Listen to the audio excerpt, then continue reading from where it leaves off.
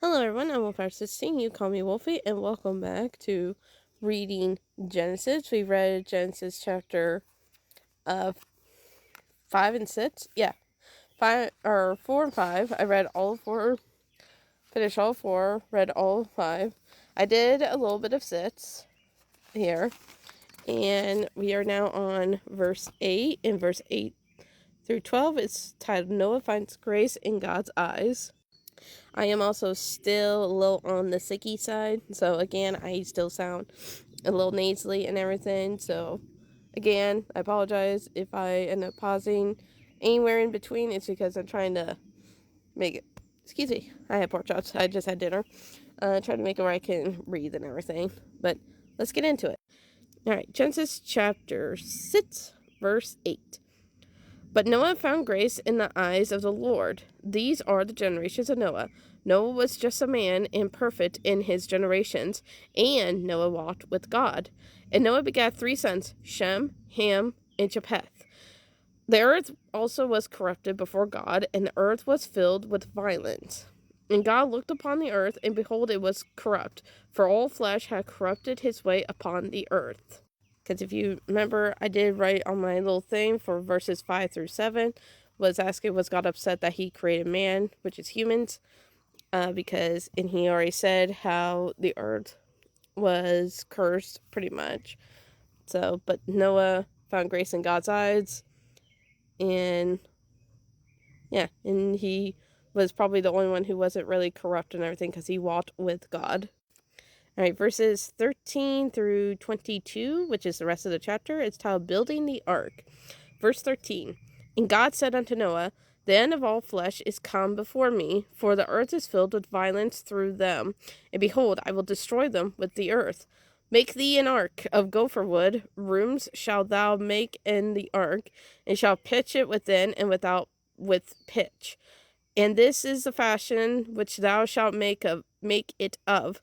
The length of the ark shall be 300 cubits, the breadth of it 50 cubits, and the height it 30 cubits. A window shalt thou make to the ark, and in a cubit shalt thou finish it above, and the door of the ark shalt thou set in the side thereof. With lower second and the third story shalt thou make it. And behold, even I do bring a flood of waters upon the earth to destroy all flesh, wherein is the breath of life from under heaven, and everything that is in the earth shall die. But with thee will I establish my covenant, and thou shalt come into the ark, thou, and thy sons, and thy wife, and thy sons' wives with thee. And of every living thing of all flesh, 2 of every sort, shalt thou bring into the ark, to keep them alive with thee. They shall be male and female. Of fowls after their kind, and of cattle after their kind, of every creeping thing of the earth after his kind, 2 of every sort shall come unto thee, to keep them alive. And take thou unto thee of all food that is eaten, and thou shalt gather it to thee, and it shall be for food for thee and for them. Thus did Noah according to all that God commanded him, so did he. So I highlighted verses 14 through 16 because, and I'll read it, verse 14, Make thee an ark of gopher wood, room shalt thou make in the ark, and shalt pitch it within and without with pitch. And this is the fashion which thou shalt make it of. The length of the ark shall be 300 cubits, the breadth of it 50 cubits, and the height of it 30 cubits. A window shalt thou make the ark in a cubit shalt thou finish it above, and the door of the ark shalt thou set in the side thereof. With lower second and third stories shalt thou make it. Now you notice something that wasn't mentioned when God was giving Noah these plans and everything. And I will say, I just learned this from someone else. And since we're reading it, I might as well highlight it and put it in my little side notes here. But like I said, there's something here that was never put on, that he was told to not build and put on the ark, which the ark is a ship. It was something that was supposed to float and navigate in water because God said he was going to flood the earth. Now, riddle me this. What does a ship have to navigate ocean waters, or if you're on a lake, if you're on a speedboat, any type of boat, any type of ship, what is there to navigate it? If you answer steering wheel, you are correct.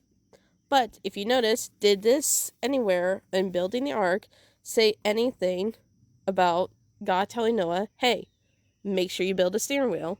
He told it to, no, it did, because he told it to have a window, how big it would be, rooms and everything, but he never said build a steering wheel. So the note that I just wrote says, God tells Noah of how to build the ark, but one thing was left out of the design of the ark/ship. God never told Noah to make a steering wheel to drive and navigate it. God would navigate it, and it shows to have faith in the Almighty. Because let's face it, most captains on ships or anything would probably tell you that is the most dangerous thing, to not allow the waters to course you and everything. But that's the thing. God is the way, the truth, and the life. He was showing that, hey, you have faith in me. Show me you have faith, and I will navigate you when it is done. And when we read on, that's what happens. It is fascinating, and I love God for that. Always remember, everyone, to have faith in God, no matter if it's good, bad, treacherous, whatever, glorious. Have faith in Him. Especially when it comes to your future, put your faith in God. That is the only way. Everyone says, man, I wish life had a manual. This is your manual here.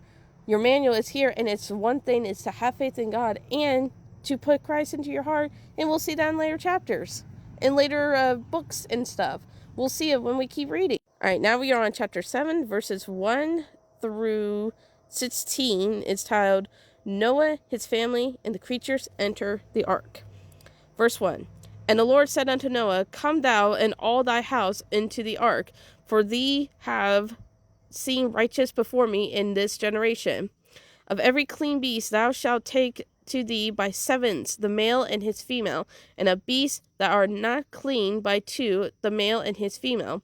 Of fowls also of the air by sevens the male and the female, to keep seed alive upon the face of all the earth. For yet 7 days, and I will cause it to rain upon the earth 40 days and 40 nights, and every living substance that I have made will I destroy from off the face of the earth. And Noah did according unto all that the Lord commanded him. And Noah was 600 years old when the flood of waters was upon the earth. And Noah went in, and his sons, and his wife, and his sons' wives with him into the ark, because of the waters of the flood. Verse 8. Of clean beasts, and of beasts that are not clean, and of fowls, and of everything that creepeth upon the earth. There went in 2 and 2 unto Noah into the ark, the male and the female, as God had commanded Noah. And it came to pass for 7 days that the waters of the flood were upon the earth. In the 600th year of Noah's life, in the 2nd month, the 17th day of the month, the same day were all the fountains of the great deep broken up, and the windows of heaven were open. And the rain was upon the earth 40 days and 40 nights. In the selfsame day entered Noah and Shem and Ham and Japheth, the sons of Noah, and Noah's wife, and the 3 wives of his sons with them into the ark. They and every beast after his kind, and all the cattle after their kind, and every creeping thing that creepeth upon the earth after his kind, and every fowl after his kind, every bird of every sort. And they went in unto Noah into the ark, 2 and 2, all flesh, wherein is the breath of life. And they that went in male and female of all flesh, as God had commanded him, and the Lord shut him in. Guys, God just gave me this epiphany, and I'm hurrying up to explain it. So I highlighted Genesis chapter 7, verse 4, when it's talking about how he's going to flood the earth 7 days and 7 nights and everything that like that. And this is why I wrote for that. Was this the reason for baptism? Was the earth baptized by the flood of God, which is why later on he promised he wouldn't flood the earth anymore? I mean, think about it. The whole earth was flooded, and it never rained before. That's why majority of Noah's people said, oh, we don't believe you, because that's water falling from the sky. That's never heard of. That's never happened. God baptized the earth. That just blows my mind. Like, let me know. Let me know what you guys think of that, because I just had that. I was like, wait a minute. Whew, God, you are good. I love this. Anyway, I hope you have a blessed day, evening, night, depending when you see this. Until then, bye-bye.